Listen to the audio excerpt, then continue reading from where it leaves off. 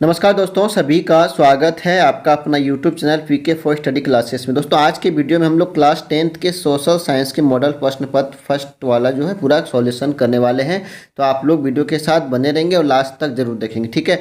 आपको पूरा क्वेश्चन यहीं पर याद कराने वाला हूँ, तो आप लोग ध्यान से सुनेंगे क्वेश्चन को और समझेंगे, क्योंकि आप लोग के पास अब टाइम बहुत कम है। जितना ज़्यादा हो सके जल्दी से जल्दी आप अपना सिलेबस को रिविज़न करें और अपने बोर्ड एग्जाम के लिए पूरी तरह से तैयार रहें, ठीक है। तो चलिए हम लोग पहला सेट आज सोशल साइंस का पूरा क्लियर करते हैं। तो आप लोग वीडियो को ध्यान से देखेंगे और क्वेश्चन को समझेंगे, तो आपको क्वेश्चन के आंसर यहीं पे याद होने वाला है। तो ध्यान से आप लोग समझने की कोशिश करेंगे। अगर कहीं पे भी आपको कोई प्रॉब्लम आती है तो आप हमें कमेंट करके बताएंगे और फिर हम उसको फिर से रिविज़न कराने का कोशिश करेंगे, ठीक है। तो चलिए आते हैं हम लोग। आज का सेट क्या है हमारा, सोशल साइंस का है, ठीक है। याद रखेंगे किस क्लास के लिए, क्लास 10th वाले बच्चों के लिए, ठीक है। चलिए हम लोग क्वेश्चन पे आते हैं। पहला क्वेश्चन क्या है उसको हम लोग समझते हैं, ठीक है।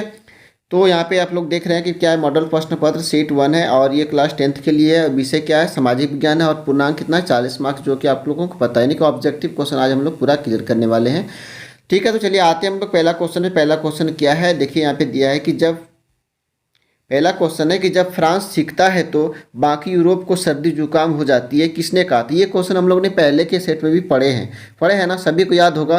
तो हम लोगों ने ये क्वेश्चन को पढ़ के रखे हैं कि जब फ्रांस सीखता है तो बाकी यूरोप को सर्दी जुकाम हो जाती है, किसने कहा था। मैटरनिक ने, नेपोलियन ने, बिस्मार्क ने या फिर विलियम वन ने। तो क्या होगा इसका क्वेश्चन नंबर 1 का answer number A he right answer होगा, मैटरनिक ने। किसने कहा, मैटरनिक ने कहा था, ठीक है। चलिए क्वेश्चन नंबर 2 पे आते हैं कि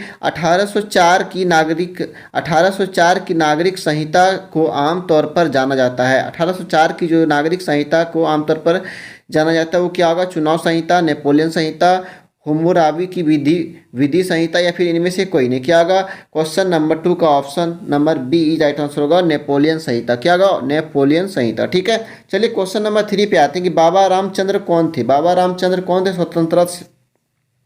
स्वतंत्रता सेना थे या फिर गिरमिटिया मजदूर थे या फिर क्रांतिकारी थे या फिर शांति दूत थे। क्या होगा, बाबा रामचंद्र कौन थे, वो गिरमिटिया मजदूर थे, ठीक है। तो option number B is right answer होगा क्वेश्चन नंबर 3 का, ठीक है। चलिए हम लोग आगे बढ़ते हैं। क्वेश्चन नंबर 4 पे आते हैं कि गांधी इरविना समझौता कब हुआ था। गांधी इरविना समझौता कब हुआ था। तो ये कि देखिए यहाँ पे दिया ऑप्शन 3 अप्रैल, 5 अप्रैल, देखिए यहाँ पे क्वेश्चन सी तो गलत है, 35 अप्रैल होता है क्या, नहीं होता है, 3 अप्रैल। देखिए आपका जो है ना, यहाँ पे 4 ऑप्शन में कोई भी ऑप्शन सही नहीं है। तो ये जो गांधी इरविन समझौता हुआ था ना, ये हुआ था 5 मार्च को। कब हुआ था, 5 मार्च को हुआ था और 1931 में हुआ था। कब हुआ था, 1931 में। याद रखेंगे, गांधी इरविन समझौता कब हुआ था, 5 मार्च को 1931 में, ठीक है।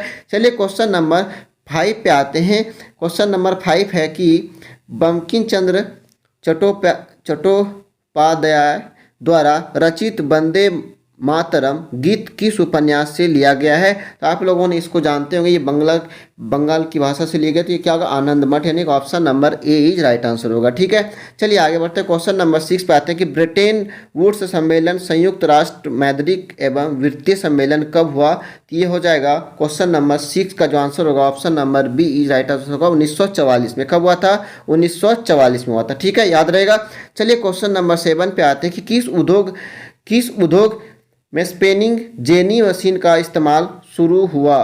किस उद्योग में स्पिनिंग जेनी मशीन का इस्तेमाल शुरू हुआ। सूती कपड़ा उद्योग, ऊन उद्योग, लौह इस्पात उद्योग या फिर जूत का उद्योग। क्या होगा, क्वेश्चन नंबर 7 का जो आंसर होगा option number A he right answer होगा, सूती कपड़ा उद्योग के लिए। किसके लिए, सूती कपड़ा उद्योग के लिए, ठीक है। चलिए आगे बढ़ते हैं। क्वेश्चन नंबर 8 पे आते हैं कि किस समाचार पत्र ने वर्नाक्यूलर प्रेस एक्ट से बचने के लिए रातों रात अपनी भाषा बदली। भारत मित्र, हरिजन, अमृत बाजार पत्रिका या फिर हिंदुस्तान रिव्यू। तो क्या होगा, क्वेश्चन नंबर 8 का जो आंसर होगा हो जाएगा option number C is right answer होगा, अमृत बाजार पत्रिका, ठीक है, अमृत बाजार पत्रिका, याद रहेगा। चलिए आगे बढ़ते। क्वेश्चन नंबर 9 पे आते हैं कि हौसे मेला का आयोजन कहाँ होता है। गुयान में, मॉरीशस में या फिर त्रिनिदाद में या फिर सूरीनाम में। तो क्या होगा, क्वेश्चन नंबर 9 का आंसर हो जाएगा त्रिनिदाद में। क्या होगा? क्वेश्चन नंबर 9 का ऑप्शन नंबर सी ई राइट आंसर होगा, त्रिनिदाद में। ठीक है, चलिए आगे बढ़ते हैं। क्वेश्चन नंबर 10 पे आते हैं कि भारत में कैनाल कॉलोनी किस प्रांत में बनाई गई? भारत में कैनाल कॉलोनी किस प्रांत में बनाई गई? उत्तर प्रदेश, मध्य प्रदेश, पंजाब या फिर राजस्थान? तो क्वेश्चन नंबर 10 का जो आंसर होगा ऑप्शन नंबर सी ई राइट आंसर होगा, पंजाब में। ठीक है, कहाँ पे? पंजाब में।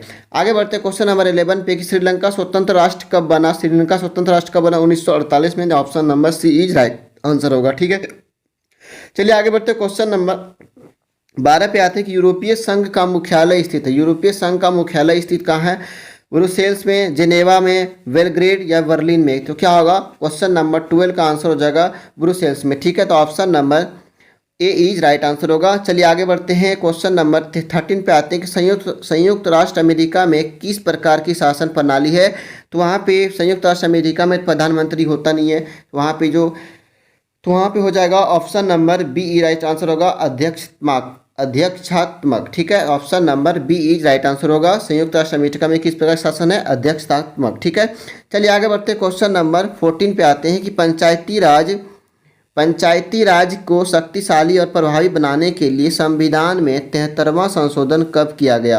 1959, 1969, 1992, 1996? तो देखिए यहाँ पे क्वेश्चन नंबर 14 का है ना, ये ऑप्शन नंबर सी ई राइट आंसर होगा 1992 में। ठीक है, कब होगा? 1992। चलिए आगे बढ़ते हैं। क्वेश्चन नंबर 15 पे आते हैं कि सामाजिक भेदभाव किसके कारण उत्पन्न होता है? सामाजिक भेदभाव किसके कारण उत्पन्न होता है? तो ये हो जाएगा जाति के भी होता है, धर्म से भी होता है, भाषा से भी होता है। तो उपयुक्त सभी, option number D is right answer होगा, उपयुक्त सभी। ठीक है, 15 का डी हो जाएगा। चलिए आगे बढ़ते हैं। क्वेश्चन नंबर 16 पे आते हैं कि राजनीतिक दलों के विषय में निम्नलिखित में से कौन सा कथन सही नहीं है? ये क्वेश्चन हम लोग पहले भी पढ़े थे। ठीक है, पहले जब हम लोग सेट पढ़े थे सोशल साइंस का, उसमें भी पढ़े थे। तो आज इसमें भी दिए क्वेश्चन रिपीटेड है, तो इसको आप लोग ध्यान से समझेंगे। चुनावी दल चुनाव में भाग लेते हैं, सही बात है। राजनीतिक दल जनमत निर्माण में महत्वपूर्ण भूमिका निभाते हैं, ये भी सही बात है। राजनीतिक दल सरकार की नीतियों एवं कार्यक्रम को जनता के समक्ष रखते हैं, ये भी सही बात है। और ये राजनीतिक दल केवल अपने सदस्य के हित को ख्याल रखते हैं, ये गलत बात है। तो ऑप्शन यहाँ पे गलत ही, क्वेश्चन गलत पूछा था कि कौन सा गलत है, तो यहाँ option number D E right answer होगा इसका। राजनीतिक दल केवल अपने सदस्यों के हित को ख्याल में रखते हैं, तो ये बात गलत है, तो ये उसका आंसर हो जाएगा। ठीक है, चलिए आगे बढ़ते हैं। क्वेश्चन नंबर 17 पे आती है। ये क्वेश्चन हम लोग बहुत बार पढ़ चुके हैं, बहुत बार रिपीटेड क्वेश्चन हो रहा है। ठीक है, फेडेकोर का संबंध किससे है? पर्यावरण आंदोलन से, जातिगत आंदोलन से, उपयुक्त सभी या फिर पानी के निजीकरण के विरुद्ध आंदोलन से? क्या होगा? तो फेडेकोर जो होता है ना, ये किसका संबंध, इससे संबंध जो होता है ऑप्शन नंबर इसका हो जाएगा पानी के निजीकरण के विरुद्ध आंदोलन से। Option number C is right answer होगा। ठीक है, चलिए आगे बढ़ते हैं। क्वेश्चन नंबर 18 पे आते हैं कि स्माइल इज ब्यूटीफुल। सच बात है, स्माइल ब्यूटीफुल ही होता है, सुंदर ही होता है, सभी को पता है ना, सभी लोग स्माइल करते हैं, तो क्या कर लगता है? Smile is beautiful. तो यहाँ पे स्माइल इज ब्यूटीफुल किसकी रचना है? महात्मा गांधी, चेतन भगत या फिर सोमशेर, रविन्द्रनाथ टैगोर? देखिए यहाँ पे ऑप्शन जो है ना आपका गलत है, इसमें से आपका जो है ये ई एफ सुमाकर होगा, ई एफ सुमाकर। ठीक है, ये याद रखेंगे, ई एफ सुमाकर ने ही इसकी रचना की थी, स्माइल इज ब्यूटीफुल। तो ऑप्शन आपका यहाँ पे सुमशेर नहीं सुमाकर होना चाहिए, तो यहाँ पे आपका ऑप्शन गलत है, आप लोग इसको याद रखेंगे। ठीक है, चलिए आगे बढ़ते हैं। क्वेश्चन नंबर 19 पे आते हैं कि प्रोजेक्ट टाइगर कब आरंभ की गई? प्रोजेक्ट टाइगर कब आरंभ की गई? 1970, 1971, 1972, 1973 में? तो क्या होगा? 19 का जो आपका आंसर हो जाएगा option number D is right answer होगा 1973 में। ठीक है, option number D is right answer होगा। क्वेश्चन नंबर 20 पे आते हैं कि निम्न में से कौन जल दुर्लभता के कारण है? असमान वर्षा वितरण, तीव्र औद्योगिकरण, अधिक जनसंख्या, उपयुक्त सभी? देखिए यहाँ पे सभी यानी कि असमान वर्षा वितरण, ठीक है, तीव्र औद्योगिकरण, बहुत सारा कंपनी लगने के बाद भी पानी क्या होता है? दुर्लभता का कारण बनता है। अधिक जनसंख्या से भी पानी ज़्यादा उपयोग हो रहा है, तो वो भी दुर्लभ। यहाँ पे उपयुक्त सभी हो जाएगा, option number D is right answer होगा क्वेश्चन नंबर 20 का। ठीक है, चलिए 21 पे आते हैं कि निम्न में से कौन सी एक पेय फसल है? तो पेय फसल क्या होता है? हम लोग सुबह सुबह उठ के क्या पीते हैं? सभी लोगों ने पीते हैं ना, सबके घर में आजकल बनता है। पुराने ज़माने में था तो कि किसी किसी के घर में बनता था, मार्केट शहर में बनता था, लेकिन गाँव में नहीं। लेकिन आजकल में क्या हो गया कि सभी के घर में, हर एक के घर में चाय बनती है, तो option number C is right answer हो जाएगा चाय। ठीक है, ये क्या है? एक पेय फसल है। चलिए आगे बढ़ते हैं। 22 पे आते हैं कि सबसे कठोरतम पदार्थ कौन सा? ये सभी बच्चों ने जानते होंगे, सबसे कठोरतम पदार्थ क्या होता है? हीरा होता है। क्या होता है? हीरा। Option number C is right answer होगा। चलिए आगे बढ़ते 23 पे आते हैं कि जमशेदपुर में स्थित, ये भी क्वेश्चन रिपीटेड है, जमशेदपुर में स्थित निजी क्षेत्र का लोहा इस्पात उद्योग का नाम क्या है? टिस्को है। क्या है? TISCO. Option number A is right answer हो जाएगा। चलिए आगे बढ़ते 24 पे कि भारतीय रेल परिवहन को कितने भागों, कितने क्षेत्रों में बांटा गया है? देखिए यहाँ पर आपको बताए थे, इस क्वेश्चन को भी बताए थे हम आपको कि ये भारतीय रेल का परिवहन जो है ना, ये 17 भागों में बांटा है, 17 भागों में। ठीक है, कितना में? 17। तो आपके ऑप्शन में एक भी नहीं है, तो ये ऑप्शन गलत है आपका, आप इसको याद रखेंगे 17। ठीक है, चलिए आगे बढ़ते हैं, यानी कि 17। चलिए आगे बढ़ते 25 पे। 25 पे आते हैं। 25 पे क्या दिया? भारत के चारों महानगरों को जोड़ने वाले सड़क को क्या कहते हैं? स्वर्णिम चतुर्भुज कहते हैं, यानी कि option number C is right answer हो जाएगा। भारत के चारों महानगरों को जोड़ने वाले सड़क को क्या कहते हैं? स्वर्णिम चतुर्भुज कहते हैं। ठीक है, चलिए 26 पे आते हैं हम लोग। 26 कपास के फसल को कितने पाला रहित दिनों की आवश्यकता होती है? तो यहाँ पे हो जाएगा 180 दिन, 200 दिन, 210 दिन या फिर 220 दिन। तो यहाँ पे 26 का जो आपका आंसर हो जाएगा वो जाएगा 210 दिन, यानी कि option number C is right answer होगा। ठीक है, 27 पे आते हैं हम लोग। 27 पे लोगों के लिए विकास का अर्थ किस प्रकार होते हैं? लोगों के लिए विकास का अर्थ किस प्रकार होते हैं? समान, भिन्न, सामूहिक या फिर व्यक्तिगत? यहाँ पे हो जाएगा भिन्न, यानी कि सभी के लिए अलग अलग तो होता है ना, तो यहाँ पे हो जाएगा भिन्न। ठीक है, option number B is right answer होगा। चलिए आगे बढ़ते हैं 28 पे आते हैं कि किसी देश की कुल आय को उसकी कुल जनसंख्या से भाग देने पर हमें प्राप्त होता है। क्या प्राप्त होता है? प्रति व्यक्ति आय प्राप्त होता है और उसका औसत आय प्राप्त होता है। ये क्वेश्चन हम लोग ने पहले भी पढ़ चुके हैं, तो यहाँ पे option number C right answer होगा, ए और बी दोनों हो जाएगा। ठीक है, चलिए आगे बढ़ते हैं। 29 पे आते हैं कि कृषि डेयरी खेती निम्नलिखित में से किस क्षेत्र संबंधित है?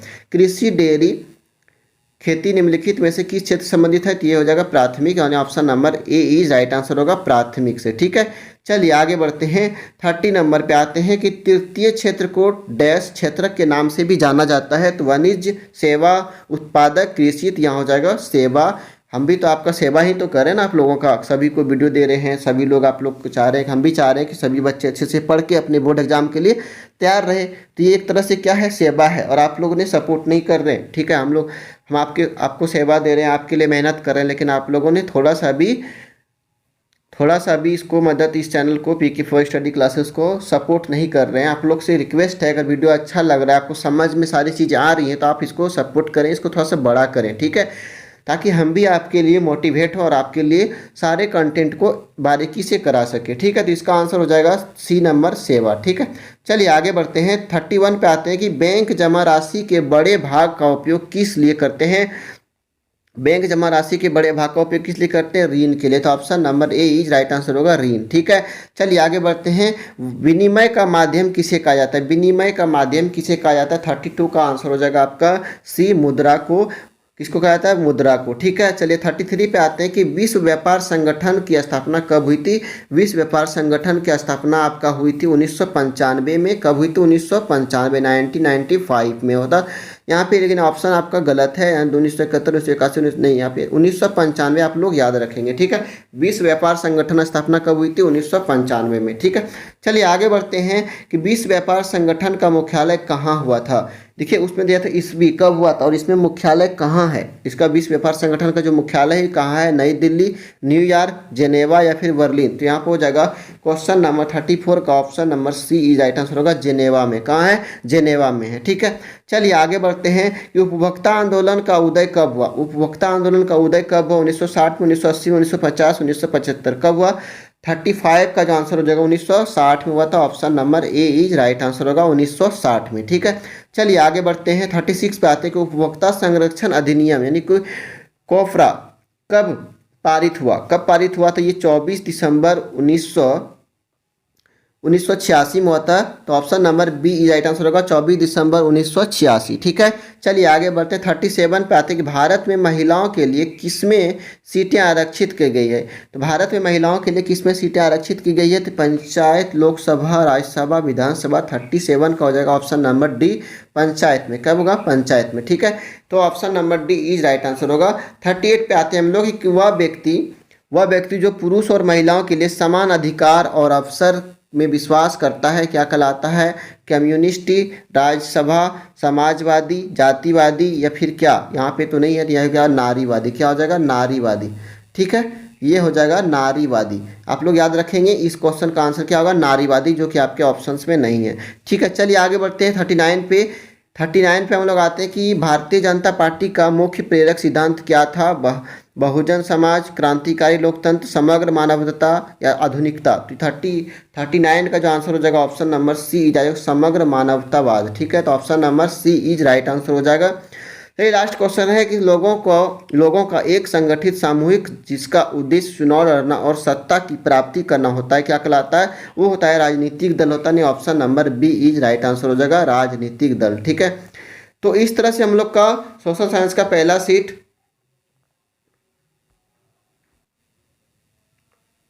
सेट हम लोग का इस तरह से समाप्त हुआ। तो आप लोगों से उम्मीद है कि आपको वीडियो अच्छा लगा होगा। अगर अच्छा लग रहा है तो अपने जितने दोस्त हैं, अपने भाई हैं, सभी को ज़्यादा ज़्यादा शेयर करें और इस चैनल को थोड़ा सपोर्ट करें। आप लोग, आपसे बार बार रिक्वेस्ट है कि आपको अगर वीडियो अच्छा लग रहा है, समझ में आ रही सारी बात, तो आप इसको थोड़ा सा सपोर्ट करें, इसको थोड़ा सा बड़ा करें। ठीक है, ठीक है, फिर मिलते हैं नेक्स्ट वीडियो में। तब तक के लिए जय हिंद। आप लोग अच्छे से अपने बोर्ड एग्जाम के लिए तैयारी कीजिए, रिविजन करते रहिए। ठीक है, ठीक है फिर।